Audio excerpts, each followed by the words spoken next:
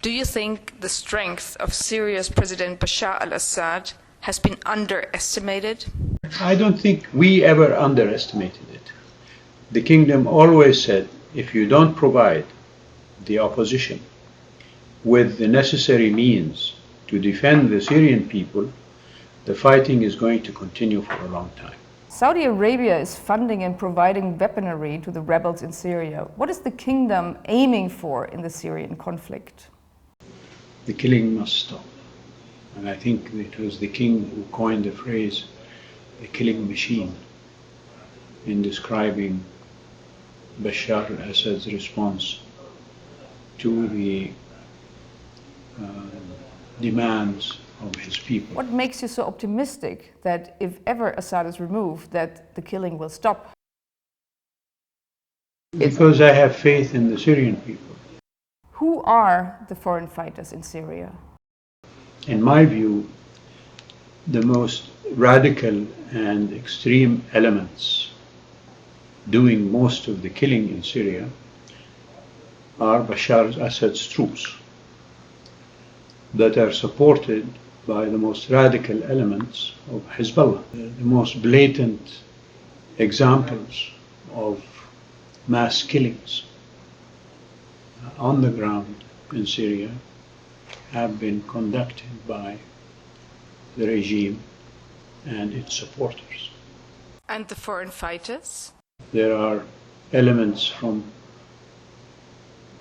all over the world, and not just Saudi Arabia. Nor is Saudi Arabia happy with anybody that goes there, and our official spokesmen have declared that anybody who has intentions of going there or coming back from there will be held responsible. And because the fighting continued these past 2 years, all of these negative elements have come in, whether it is the jihadi Salafis, or as you call them, the Wahhabis, fundamentalists, whatever you want. But equally on the other side, we have Hezbollah coming in, we have Iranian experts on how to fight civil disobedience coming in, Russian support in weapons and armaments and weapons systems continuing to come in.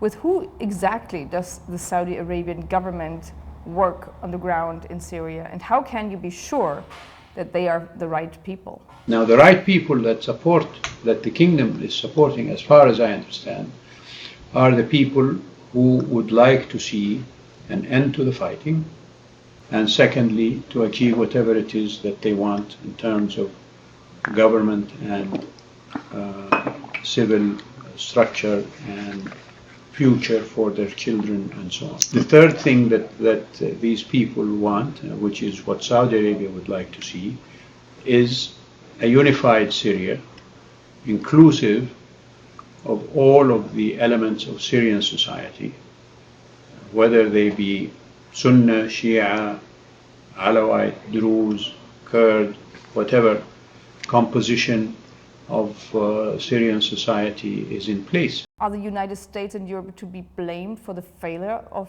peace? Neither Europe nor the United States would provide the necessary means for the opposition to defend itself. On the contrary, Europe issued an embargo